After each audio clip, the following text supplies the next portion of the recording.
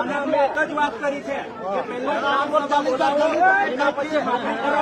અમારે તમારી સાથે કોઈ ઘર્ષણ કરવું નથી. ગ્રામસભા બોલાય પછી કોઈ પોલીસ પ્રોટેક્શનની બી જરૂર નથી. આવીને પછી માફી દેજો, પણ આજે માફી થશે નહીં. દીદીવાળાને અમે એ જ કહે છે કે તમને 10 વાળાની જમીન આપી ક્યાં જાવ ને.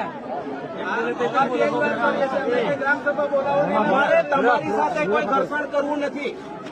અમે કલેક્ટરશ્રીને પણ એક જ રજૂઆત કરી છે કે પહેલા ગ્રામસભા બોલાવો, કારણ કે આ જગ્યા શેના ઉપયોગ માટે લેવાના છે તમને ખબર છે?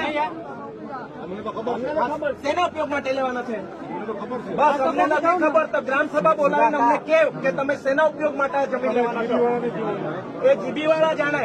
તમે પોલીસ પ્રોટેક્શનમાં છો, તમે અમારા રક્ષણ માટે છો, તમે કાયદો વ્યવસ્થા જાણો છો.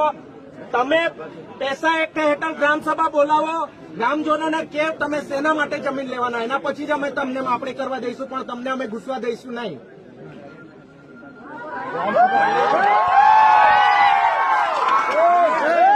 અને કલેક્ટરશ્રીએ કીધું છે કે તમે લેખિતમાં ગ્રામસભા તાત્કાલિક બોલાવી લો.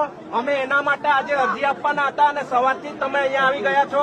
અમે અરજી આપીશું, એના પછી તમે ગ્રામજનોને સમજાવો, કારણ કે તમે ચોરની જેમ ગમે ત્યારે આવી રીતે પોલીસ પ્રોટેક્શન લઈને ઘૂસવા આવી જાય થોડું ચાલે.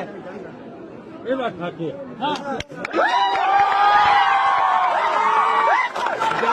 જયારે અમે જંગલની જમીન માંગીએ છીએ ત્યારે સરકાર નથી આપતો. જીબી વાળાને તમને પેલી વેદાંતા વાળી જમીન આપી, ત્યાં જાવ ને અહીંયા હું કરવા આવો છો. અને ફોરેસ્ટ વાળા તે બી સાંભળી લે, 1980 પછી તે આ ફોરેસ્ટ એક્ટ લાગેલો છે. એના પહેલા અમારા મા બાપ પૂર્વજોએ આ જંગલ જમીન સાચવેલી છે, એટલે એ લોકોના બાપની નથી. એટલે કે જીબી વાળાને આપી દે, ફલાણાને આપી દે, ઢીકણાને આપી દે, અમે અમારી જમીન નથી આપવાના ભાઈ.